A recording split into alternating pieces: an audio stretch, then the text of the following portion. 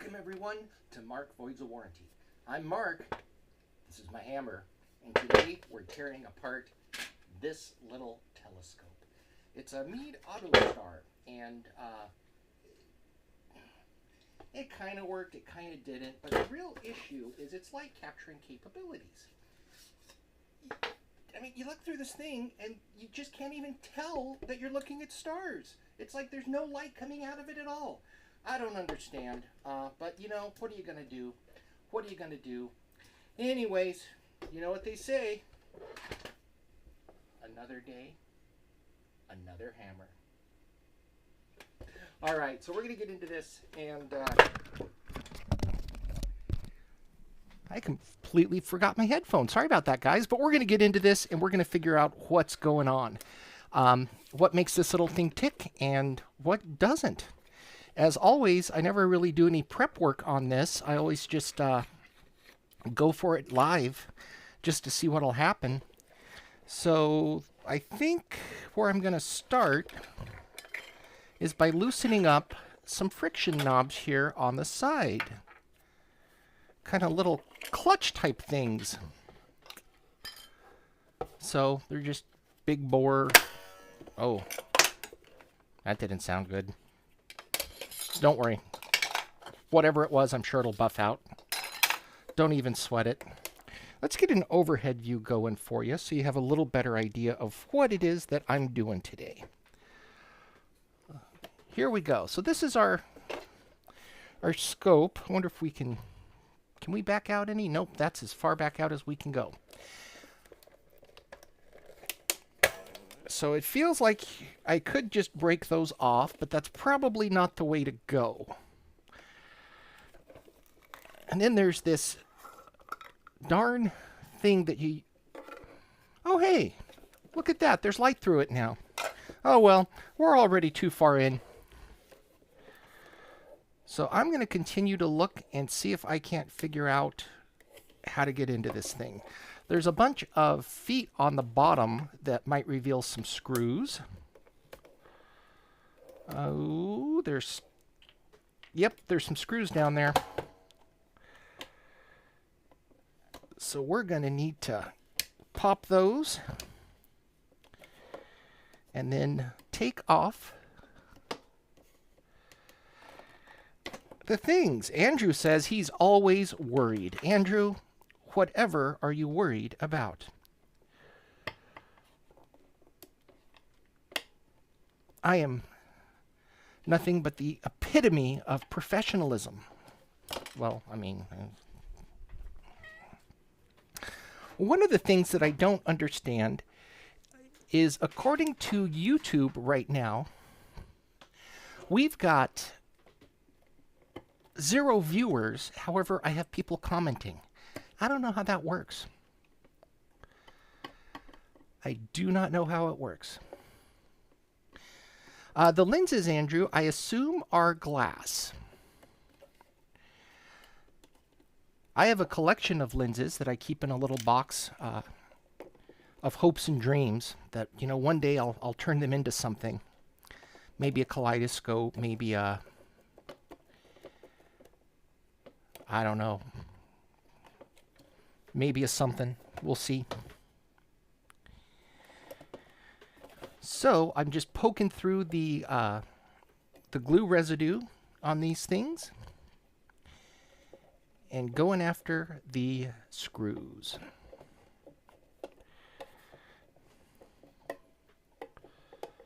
You are ghosts, Brian. You are ghosts. By the way, thank you for the new tagline, Brian. Brian's another day, another hammer. I actually stole from Brian Lindahl there, one of the viewers. It does say tuned watching now.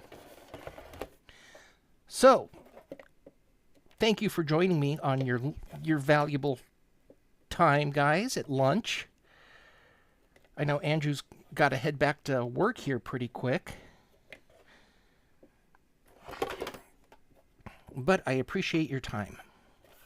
I actually got approached today by someone on LinkedIn who offered to increase my viewership. He said I have great content and I just need a focused marketing campaign, and for the small price of $100, he would increase, virtually double my viewership. I have to say, I was sorely tempted. This guy has proven results. He's earned over $900 on Upwork. I don't know. Is it worth it? Would I be buying a bot farm? I tend to think I'd be buying a bot farm. Okay. That should have those 4 screws. Are there 2 more down deep in? Or are those mounting screws? Those have to be mounting screws. Okay, so that's done. So what's next? That just spins. That does nothing for me. I really feel like that's can just pop right out. Let's do... Nope. I feel wrong. That is not what's going on. There's a scale there. That gets me nothing. Huh. Well, I could put a small spudger on here and see if it wants to separate. This is my small spudger. It's an 1.25 inch wood chisel. Nope. No movement, and all I've done is angered the cat, who gave me a growl sound and is running off. Well, ha ha ha. There's also a plate here at the bottom. I don't really know what it does. There might be something underneath it. Yep, there is. Oh no. We've got something that would require a special spanner type.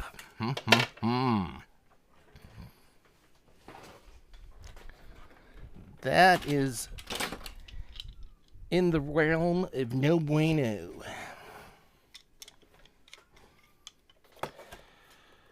Let's see if we can just rotate it off.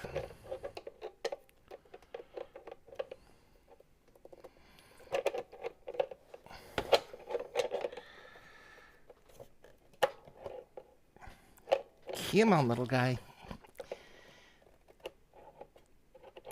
No movement, no joy. So here's what we're looking at right now. This piece here is threaded onto a rod that must pass through the middle. And we've got to somehow get that loose. This is the type of thing that would have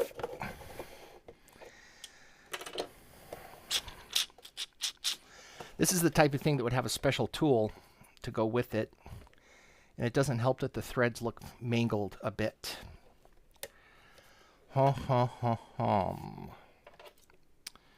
Well, we're going to make sure I didn't miss any screws here. Looks like that's just a blank.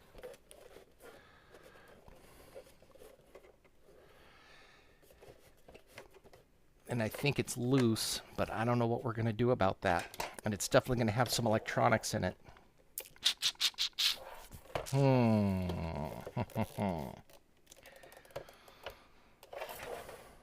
Well, any ideas before we go to hammer time?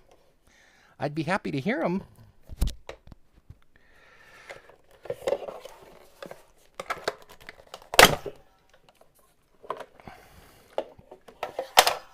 Oh, look. That just popped right out. Huh, how about that? There's a little battery case on here. We're still working to get inside of this thing, and it might be a little more difficult than initially anticipated. But we're going to do it. One moment.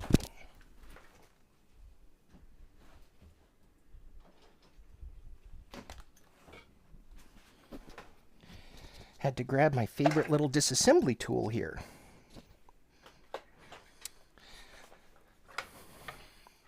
So this arm that just tippy-tap fell off there has really nothing in it. There is a spring of some sort, but there's nothing electrical there of interest. The other one should have some sort of a servo or a stepper motor, probably a stepper motor.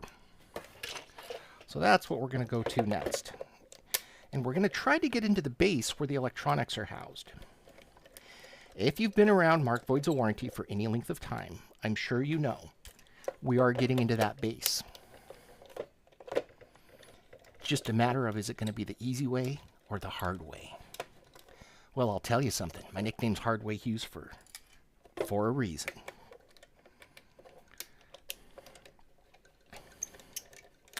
So when it comes to telescope optics, you have two basic types, reflectors and refractors.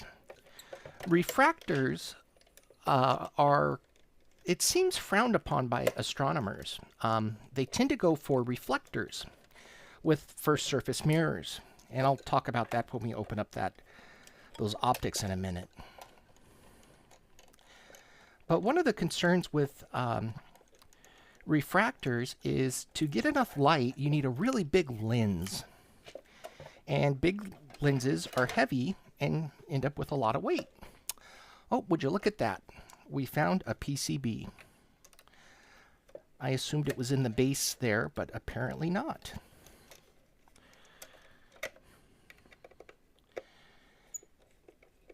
So we're going to see if we can't get that loose.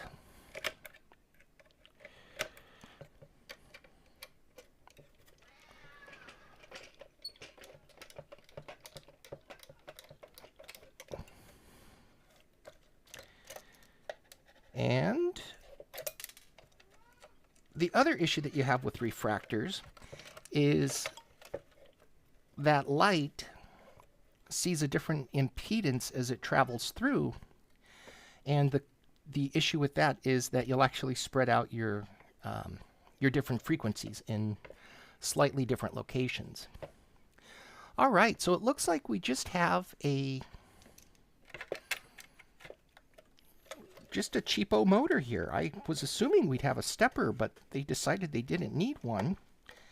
And they just went with a regular brushed DC motor. Come here, buddy. Oh, Chester's having a bad day. There we go. And then there is a sensor of some sort. I can't really tell what it is yet. But based on the fact that there's 4 wires, it looks, or is there more? There's 5 wires. It looks like it's an optical setup. So we've got a transmitter and a receiver, and they're just hot glued in. So there's got to be some spokes over here it intercepts. For the astute listeners, you might hear Chester singing the song of his people in the background. He says hi. All right. Then there has to be another motor in the base that's doing the exact same thing. It's just rotating along a different axis. So that is one way to get around the cost of a brushed DC motor. Or get away the cost of a stepper motor is to just use a brushed DC motor with a feedback loop. So we'll set that aside for now because there is plenty of other stuff to get into. And I think we're just going to see another gear train like this, which isn't too exciting. So there's one.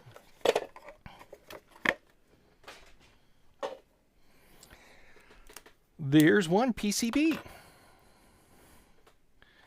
All right. We're going to continue taking it down. So this is a little hand control wheel. So you would take this and you would plug it in. You know, you turn your telescope on and then you would, level it out and get it pointed north. And then you would program up the latitude and longitude. And then it would tell you to go look for a couple stars. And it would auto-align itself that way. It was okay. You couldn't really do any long-term shots because it was very difficult to get things aligned accurately enough. So you'd always see a little bit of star trailing. Nowadays, I mean, this is a very old go-to scope, 15 years. Nowadays, they have GPS in them. All you have to do is just take them out, set them down, and let it go nuts.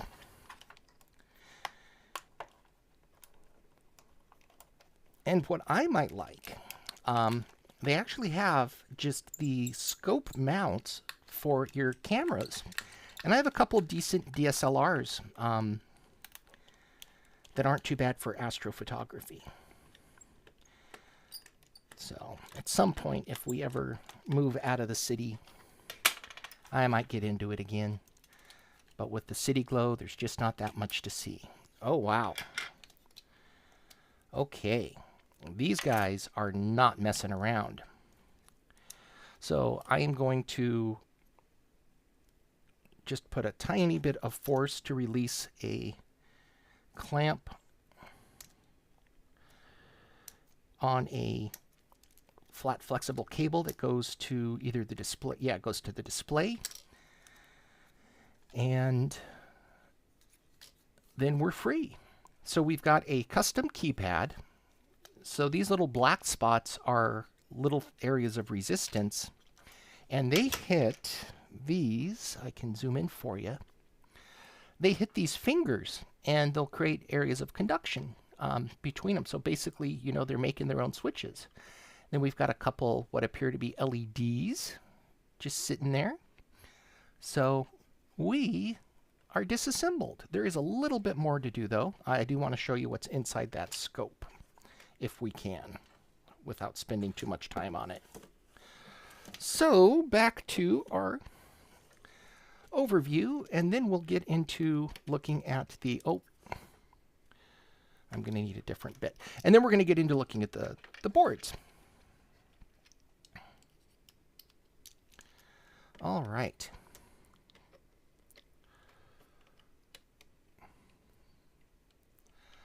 Nope, not the right one. Don't worry, I'll fumble around and figure it out eventually.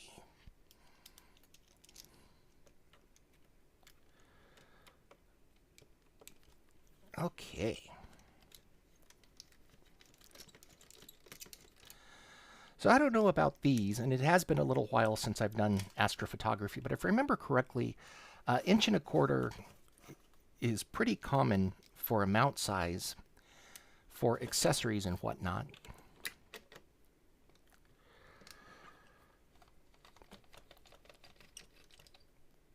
Oh, let's see. Do we have any more comments? Have you seen how the James Webb mirror alignment motors work? Oh my gosh, is that not fascinating, Andrew? Yeah, so they've got Stewart platforms, hexapods, that are doing some of the bulk movement of the mirrors in a very, I mean, I assume Stewart is named after an engineer, Stewart, who figured all that out. Very ingenious. But I also really like the flexure mechanism that they use for the fine motor control. So they figured out how to do rough and fine motor by using a gear that only engages for, I don't know what it is, like 20 degrees over the rotation. So they can get it into a rough location by rotating the motor one way. And then they can get the fine location by having a cam push on a flexure mechanism by rotating the motor back the other way. It's ingenious. It is very smart. Thank you for reminding me, Andrew. If NASA sent a telescope like the one I'm taking apart into space, we'd need a new NASA.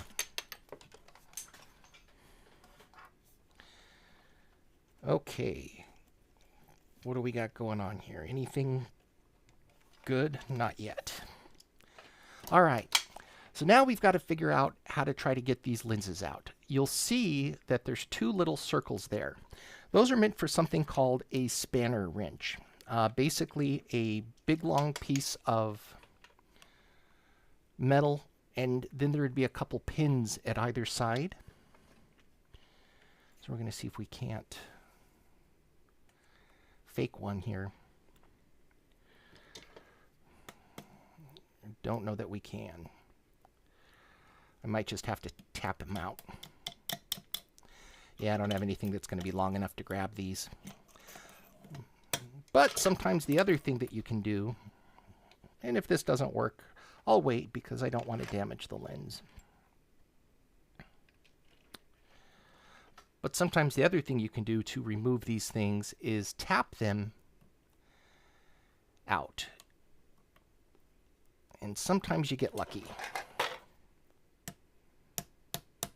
And this is one of those times. So once you get it going, and get it loosened up,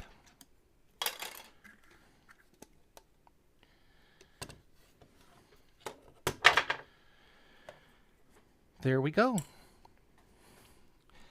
This is our lens. The thing you want in a telescope isn't necessarily magnification. What you want is its ability to capture light. And there's this thing called an f-stop. And it's the ratio of the aperture.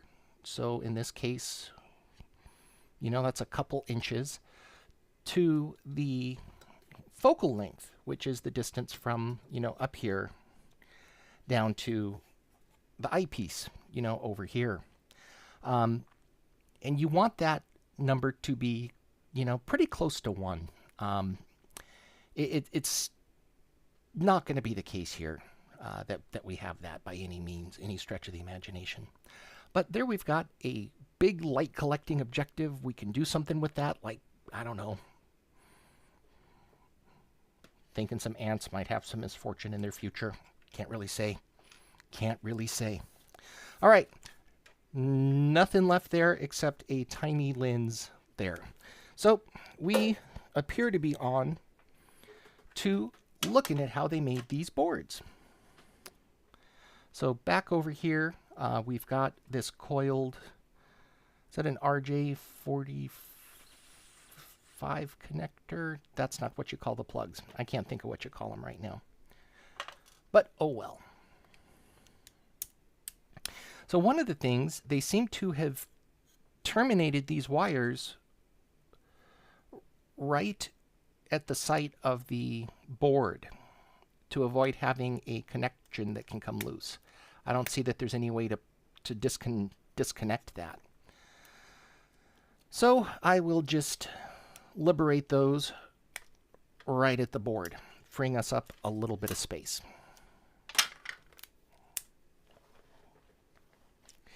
All right. I know. I didn't hit enough things with a hammer today. So here's a first board. This is the hand controller unit. This is where all the wires went in. And, you know, just at first glance, all we're seeing is just some very, very simple point-to-point routing. Nothing too sophisticated, nothing too high speed. No signs of differential pairs on this board at all. Big fat reservoir cap.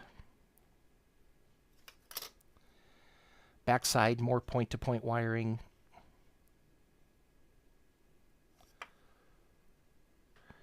Can't really tell yet. We'll pull out the microscope. I can't tell if I'm seeing layers of copper in there, but if there is no copper, and there very well might not be, I don't really know, then none of these signals have a very good return path to ground.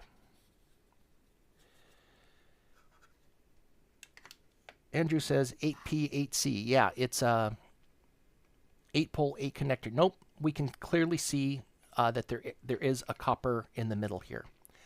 You can see the light green at the edges, so the copper is pulled back from the edges, a good 12, 15 mils, maybe even 20. And you can see the spots where it's not. So underneath the crystal, you have the copper exclusion. There's no copper under there.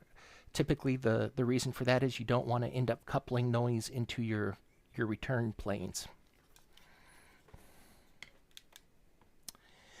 Yeah, it is an 8P8C, but there's a name for it. You know, like the plug that or the jack it goes into, RJ45, register jack 45, but I don't know. For things like contactors, is there a benefit to route them in groups? What do you mean? What do you mean as a contactor, Andrew? Um, we'll look at all of this underneath the microscope here in a minute, but just a couple design decisions. They've got what looks to be Enig plating on this, which is good. It's a little more expensive, but I love Enig. It makes soldering easy, gives these things protection. And they have these solder masks pulled back around the vias. So one of the reasons that you would do that is because you want to use those as potential test points for troubleshooting later on. We've got a pretty clean board. I mean, I don't see any signs of flux residue or anything like that, so they've cleaned stuff off, which is nice. Really, this board is just designed for connectivity. That's all they had to do. That's all they did. That's fine.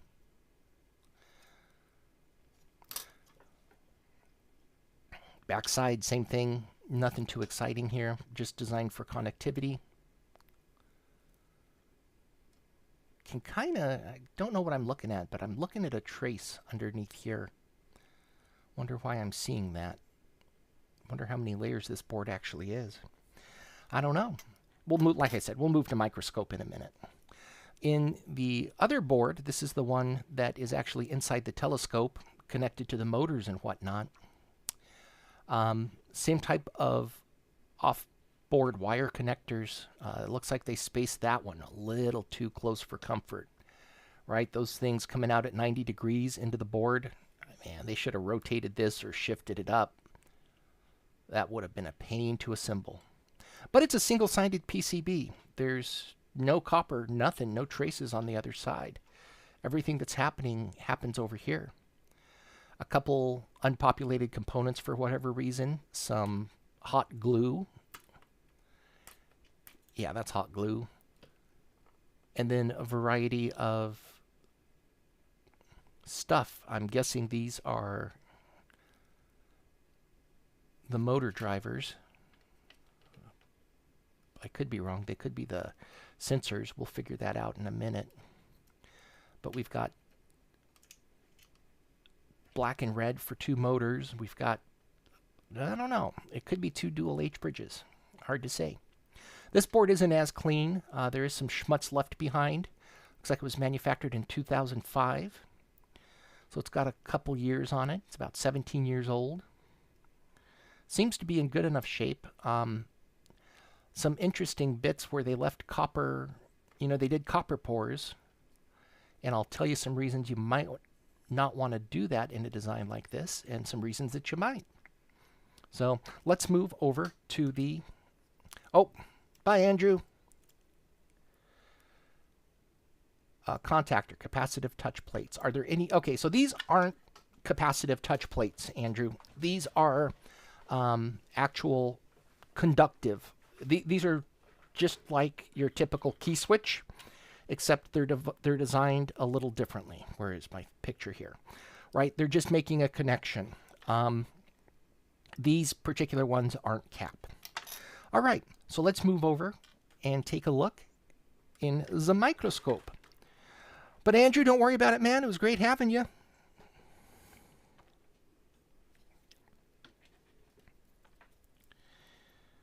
Okay, so here we are on that second board again. This is the one where... Oh, I didn't see this with the naked eye. That's interesting. This is the one where you would plug in the hand controller. So this is the board that came out of the telescope itself. And one of the interesting things that we're seeing here is a very tightly hatched copper pore. I couldn't even see this with the naked eye, probably because my eyesight's going, but what are you going to do? That is interesting. I don't know why they did that here. No clue at all. But we'll start with one corner and work our way over. So one of the things that they did here, which is a kind of a clever thing to do. If you don't have a second side of the board to work with, or you need to move a trace somewhere, you can use these little 0-ohm jumpers. And this is a pretty big jumper. This might be a 1206 or a 1210, I can't really tell. But it gives you plenty of room to route one, or in this case, they could route two, 20 mil traces underneath it, no problem. So you can jump from, if you have to make a power connection, you can jump it right over the middle of another trace without any issues whatsoever. And they felt the need to do that. So if we follow these things up, these two traces had to be swapped for some reason. Looks like this one goes all the way. This is the outer trace that I'm following. All the way around the board over to here, where we have it connecting to another couple resistors. Then coming down into these guys, which I bet if we look those up, we're going to find that we've got a combination of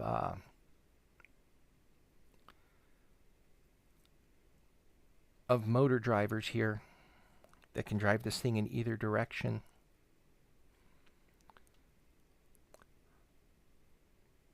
So that's kind of interesting. I think I can get a little better focus for you there. Might be a little better.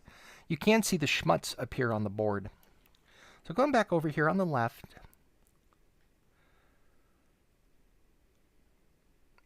we've got some, relatively old school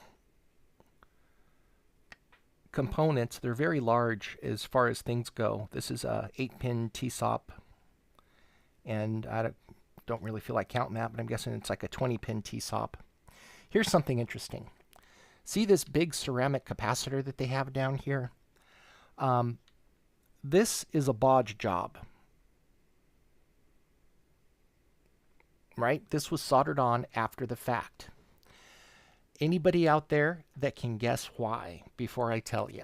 I'll give you a few seconds because there is a delay on the scene. But if we look around here, right, there aren't any. Well, I can't tell you without giving you the answer. So I'll go ahead and give you the answer. This is a decoupling capacitor. They had an issue with ground bounce or noise that they had to deal with. And they didn't have decoupling capacitors next to this IC. You always want decoupling capacitors on the input and output power rails on your IC. And if we look around, there's quite clearly none there. There's a bunch of resistors that they ran, but they forgot to put a decoupling capacitor there. So when these ICs switch, it creates a huge imbalance between the reference ground on the IC die and the reference ground in the board. So they tried to fix that with this. Now, this capacitor was probably one of the worst options that they could have chosen. Let me see if I can zoom out here at all. I can't. So I'm just going to have to explain it. This piece of metal is holding is a carrier frame. Each one of these little legs connects to an IC that is right here in the middle somewhere. And it's probably not very big. It's certainly smaller than this capacitor, but it's, maybe yay big. And I can maybe make that a little more apparent. And coming out from each part of the IC, there's connections over to each leg.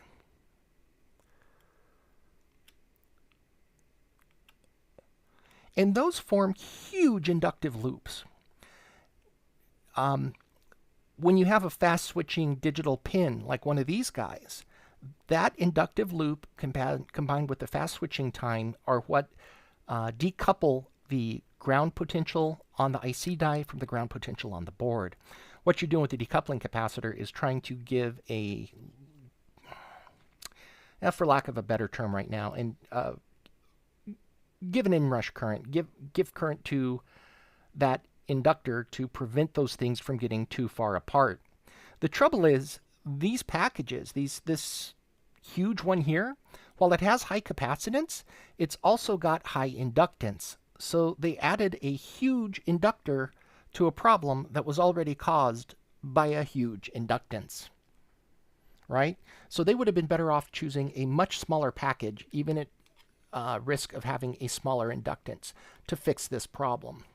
And really, how they could have avoided the problem altogether was shift this IC, just shift it up here ever so slightly, or put a capacitor over on this side or capacitor over on this side. A surface mount would have been much better. Oh, engineers, will you ever learn about capacitors? You got to see some of the videos that we made. All right, let's keep looking. Other than that, I mean, it's a pretty straightforward board. I really don't like seeing this level of schmutz on stuff. It's just not clean. And it looks like we have a solder bridge right here. But I'm guessing it ended up not mattering, because this resistor is, they're running a jumper here to here. This resistor, it's got to be going to there anyway. So that solder bridge didn't work in it either. But man, look at how sloppy these things are. I don't know if those are supposed to be joined or not, but they are ever so slightly. Just way too much solder on these parts. The reason you don't want to leave flux on your boards is flux is an acid. It's used to deoxidize surfaces, and if you leave it on for too long, it will eventually keep eating through connections and whatnot. So anyways, that's board number 1. Let's keep looking at board number 2.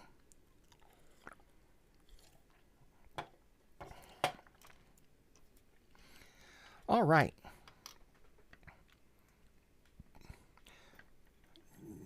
Little focus for you. So here we see vias, and they're pretty, as far as vias goes, these things are pretty big. Big annular rings, big drills. No issues there. You can see the fiberglass pattern telegraphing through the top plating, which is just interesting. It doesn't mean anything's bad or good. So the way that these things work, once again, is you've got 2 conductors that are separated by air, and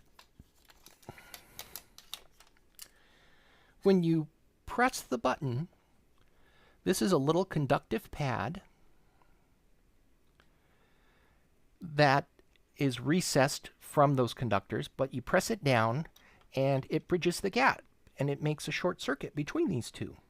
That's how a lot of your remote controls on your, say, your television, a lot of the older phones, some keyboards work in the same manner. So it's just interesting. It's nothing too technically difficult, and there really isn't too much to it. You just want to apparently use several interlocking fingers just to make sure that you get a good contact. And you pretty much have to use ENIG on these.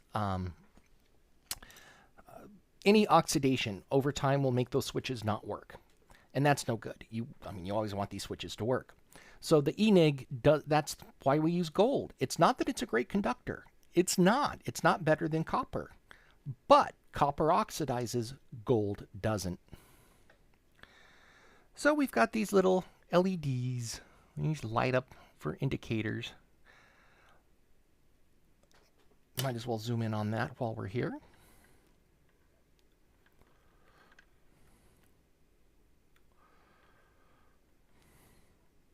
After I make you motion sick.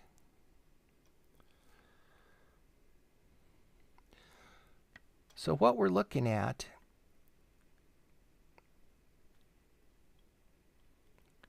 is that little thing right in there is actually the part that makes the light.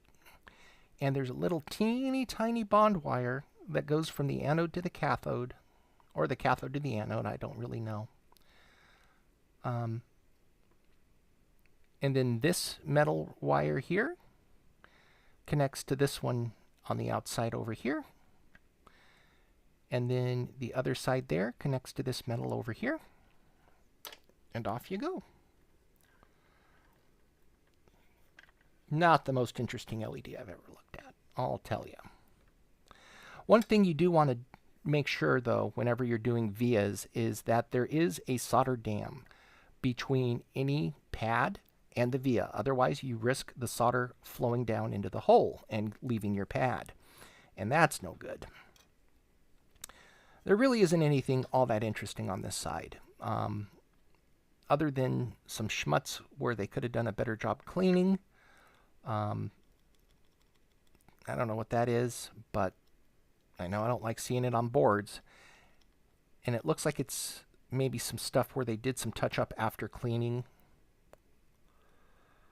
But all of this can eventually either cause board failure through conduction or corrosion. All right, back on our other side.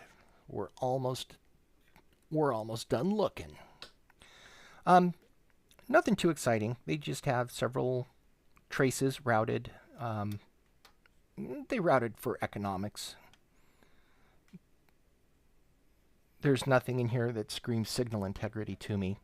Although once you do have traces that start running several inches, you do need to see if your rise times are less than, say, 10 nanoseconds to see if you need to worry about these acting as transmission lines, even if you don't want them to. My suspicion is the technology of the time wasn't advanced enough to worry about it, and the rise times are pretty slow. This little thing here is called a fiducial. It helps with board alignment when you're going through the processes. A little resistor. Almost looks like it's covered in something, but I doubt it is. I don't know. And that is pretty much it. We've got a little ZIF connector, zero insertion force connector for the thing. For the display, we've got this guy with a... Ooh, what's that? What's going on here? Is that some of that aforementioned corrosion I was telling you about if you leave flux on? So it looks like we do have copper on the top plate here. How weird. Usually you leave the crystal with... I misread that earlier. I thought that was a copper exclusion, but it looks like it's a copper pour. Usually that's not the case. That's not something that you do with crystals. Always pay attention to your manufacturer, but not something you typically do. Typically you don't want that energy coupling into your return path anyway. So by having it, the crystal here with a piece of copper right next to it, all you've done is create a potential antenna, in my opinion. But I could be wrong. All right.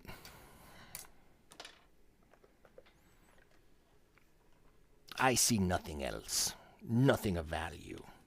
But it was kind of fun, and we got some new toys to play with, like a lens, which I've somehow already lost. How did I do that?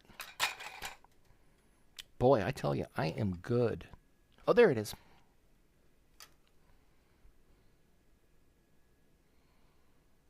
Wahaha.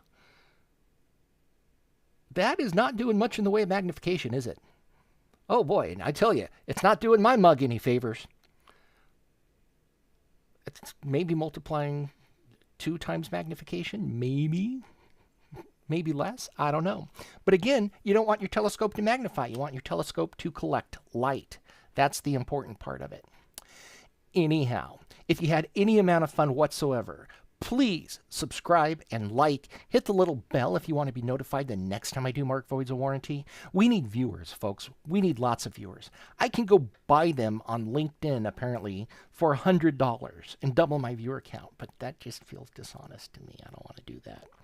I want to grow organically, but for that to happen, I need you folks to do your part, and your part is going out and making a friend sign up. Use coercion, use blackmail. I mean, whatever works for you. If it helps, you know, most people have families that they love, and that's an exploitable weakness. Use that. Get me viewers. Get them now. All right, everyone. It's been a pleasure. We are ending a little early today, but I hope that's okay. Have a great weekend, and we'll see you next Friday on Mark Voids of War.